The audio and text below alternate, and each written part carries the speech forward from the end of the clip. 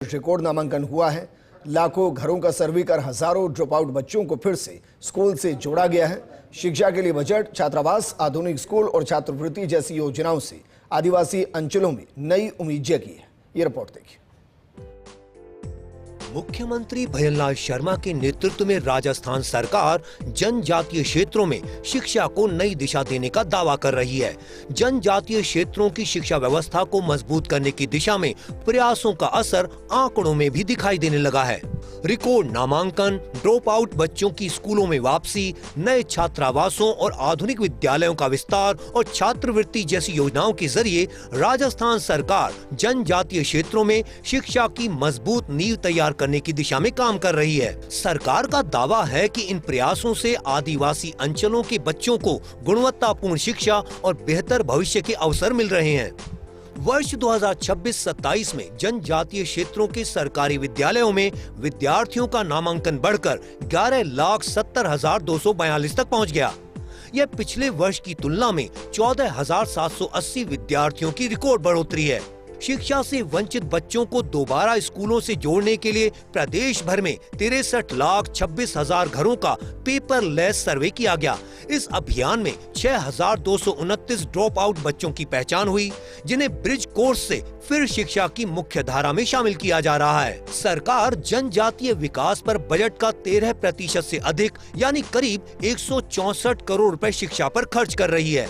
इसके साथ ही 10 नए आश्रम छात्रावास, 2 आवासीय विद्यालय, 1 खेल छात्रावास की स्थापना के लिए 64 करोड़ रुपए स्वीकृत किए, ताकि दूर दराज के विद्यार्थियों को बेहतर शिक्षा, सुरक्षित आवास मिले।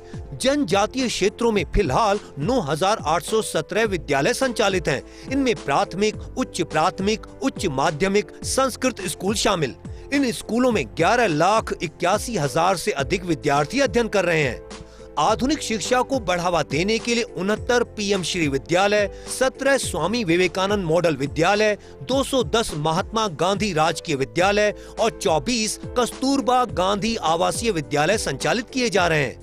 इन संस्थानों में विद्यार्थियों को आधुनिक सुविधाओं के साथ गुणवत्तापूर्ण शिक्षा उपलब्ध कराई जा रही है। जनजातीय विद्यार्थियों के लिए आश्रम छात्रावास, खेल छात्रावास, कॉलेज छात्रावास, Eklavya model residential school, model public residential school और मां बाड़ी डे केयर केंद्र सहित कुल 3,821 संस्थान संचालित हैं। इनकी कुल प्रवेश क्षमता 1,48,808 है, जिससे दूरस्थ क्षेत्रों के बच्चों को भी शिक्षा का अवसर मिल रहा है। ड्रॉप आउट बालिकाओं और महिलाओं को शिक्षा से जोड़ने के लिए कालीबाई भील महिला संबल शिक्षा सेतु योजना प्रभावी साबित हो रही है। दिसंबर 2023 से जून 2026 तक 29,000 से अधिक महिलाओं और बालिकाओं को दोबारा शिक्षा की मुख्य धारा से जोड़ा गया है। आर्थिक रूप से कमजोर विद्यार्थियों को भी सरकार प्रोत्साहन दे रही है। अनुसूचित जनजाति उत्तर मैट्रिक छात्रवृत्ति योजना के तहत वर्ष 2025-26 में 305 करोड़ रुपए खर्च कर 1,53,152 विद्यार्थियों को लाभ दिया गया। वहीं कालीबाई भील मेधावी स्कूटी योजना के जरिए छात्राओं को उच्च शिक्षा के लिए प्रोत्साहित किया जा रहा है। तो कुल मिलाकर कहा जाए तो इन्हीं प्रयासों की वजह से 11,70,000 बच्चों का नामांकन हुआ है, तो वहीं 6,000 बच्चे ऐसे हैं जो ड्रॉप आउट हो चुके थे, अब वो शिक्षा की मुख्य धारा से भी जुड़े हैं।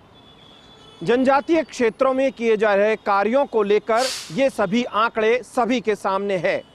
कैमरा पर्सन जीतेश के साथ ऐश्वर्या प्रधान, फर्स्ट इंडिया न्यूज, जयपुर।